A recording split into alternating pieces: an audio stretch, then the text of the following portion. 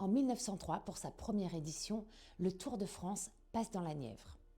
Je me suis plongée dans les journaux de l'époque, grâce au site des archives départementales, extrêmement bien fait d'ailleurs, pour retrouver des traces de ce premier passage. Et on peut même dire que le premier fait divers du Tour de France s'est passé dans la Nièvre.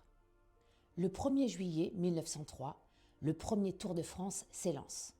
La course est composée de 6 étapes, souvent roulées de nuit.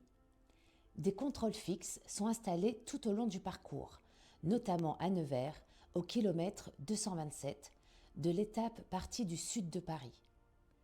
Hippolyte Aucouturier, le grand favori, casse la selle de son vélo vers Cosne-sur-Loire. Puis, il abandonne la course, victime de maux d'estomac. Il aurait été victime d'un empoisonnement au contrôle fixe de Nevers.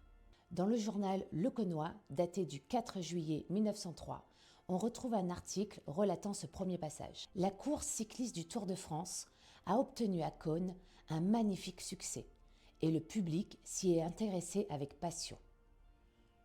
Le public ne s'est pas lassé, car jusque vers minuit, on guettait les coureurs. À ce moment, une quarantaine d'entre eux, sur 60 partants, étaient passés. Dans un autre journal de l'époque, Le Progrès de la Nièvre, daté du 2 juillet 1903, on apprend d'autres anecdotes.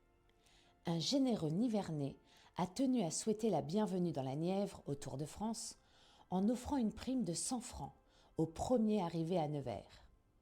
Et maintenant, cap sur 2026, car la grande boucle repassera dans la Nièvre le 15 et le 16 juillet.